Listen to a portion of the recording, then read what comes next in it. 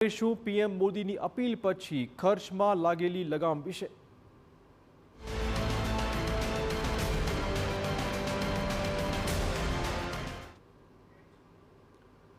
સમાચાર વડોદરાથી જ્યાં શિક્ષણ ઓનલાઈન કરવા પીએમએ અપીલ કરી અને મિશ્ર પ્રતિક્રિયા અહીંથી સામે આવી રહી છે। શિક્ષકોના મતે પ્રાથમિકના બાળકો માટે ઓનલાઈન શિક્ષણ થોડું અઘરું સાબિત થવાનું છે।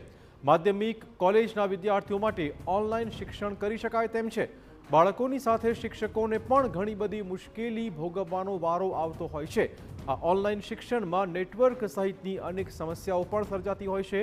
જરૂરી હશે તો અમે સરકારની સાથે રહેવાની તૈયારી શિક્ષકોએ આપી છે। શક્ય હોય ત્યાં સુધી ઓફલાઈન શિક્ષણ વિશે વિચાર કરવાની પણ તેઓએ માંગણી મૂકી છે। વડાપ્રધાન નરેન્દ્ર મોદી ગઈકાલે વડોદરાની મુલાકાતે હતા અને સતત બીજા દિવસે તેઓ દ્વારા નાગરિકોને અપીલ કરવામાં આવી છે। પહેલી અપીલ પેટ્રોલ ડીઝલના વપરાશને લઈને થોડું સાવચેતી રાખવી અને બીજી અપીલ એવી કરવામાં આવી કે શાળાઓમાં શિક્ષણ ઓનલાઈન કરવામાં આવે। આપણી સાથે શાળાના શિક્ષક હાજર છે, તેમની સાથે વાત કરીશું। મયુરભાઈ, જે રીતે વડાપ્રધાન નરેન્દ્ર મોદીએ કીધું કે શાળાઓમાં શિક્ષણ ઓનલાઈન કરવું શક્ય થાય તો કરી દેવું, આપને લાગી રહ્યું છે કે હવે એ શક્ય થશે? કારણ કે કોરોના કાળ વખતે બાળકોએ ઓનલાઈન શિક્ષણ લીધું, તે સમયની પરિસ્થિતિને અત્યારની શું પરિસ્થિતિ આપ જુઓ છો? કોરોના વખતે આ પરિસ્થિતિ નિર્માણ થયેલી અને તે વખતે પણ હું TV9ના માધ્યમથી જણાવવા માગું છું કે એજ્યુકેશન પર ખાસી એવી અસર થયેલી અને એમાં જો એજ્યુકેશન પર અસર થઈ તો હું 5 મુદ્દા પર જે સૌથી મોટી તકલીફ ઊભી થાય છે। એક તો સૌથી પહેલાં બાળકો લેઝી બોન્સ બની જાય છે। બીજું, દાખલા તરીકે તમે ઓનલાઈન ગયા તો કોઈ પણ પ્લેટફોર્મ તમે ઉપયોગમાં લો તો એ પ્લેટફોર્મ્સ પર બાળકોની કન્સિસ્ટન્સી નથી હોતી, કારણ કે ઘરમાં ડિવાઇસની સંખ્યા લિમિટેડ હોય છે અને પછી એ બાળક માટે ડેડિકેટેડ ડિવાઇસ બની જાય છે। એ સૌથી મોટી ખામી છે। નંબર 3, ત્રીજો મુદ્દો, બાળકોનો ઓનલાઈન સ્ક્રીન ટાઈમ વધેલો, એને કારણે બાળકોની અંદર ઘણી બધી સમસ્યાઓ જોવા મળેલી કે જેમાં આંખની સમસ્યા સૌથી વધારે હતી અને ત્યારબાદ બાળકો મોબાઈલનો સ્ક્રીન ટાઈમ વધી ગયેલો, જેને કારણે બીજા કોન્સિક્વન્સીસ પણ બહુ ઊભા થયેલા હતા।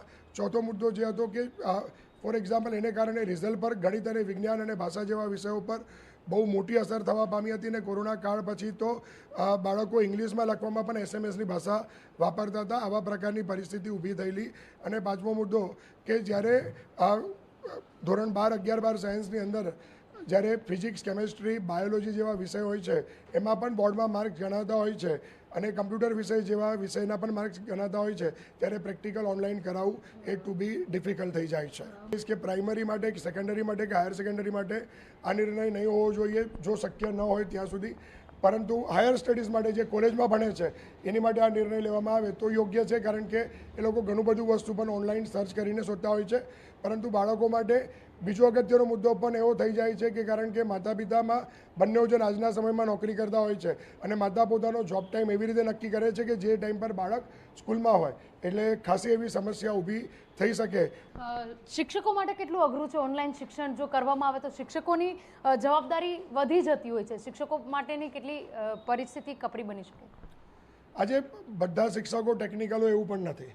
અને બીજો મુદ્દો એવો છે કે આજે ટેકનોલોજીમાં શિક્ષક ખાસ કરીને જ્યારે એનો એક જ ફોન હોય, એ ફોન વાલી પાસે પણ હોય, બીજું એની ઝૂમ મિટિંગ પણ એના પર જ ચાલતી હોય, અને ત્રીજું કે જો ઝૂમ મિટિંગ એના પર ન ચાલતી હોય તો એના ફોન જોડે જે હોટસ્પોટ કનેક્ટેડ હોય લેપટોપ સાથે, હવે વચ્ચે ફોન આવે, કનેક્શન ઇન્ટરપ્ટ થયું।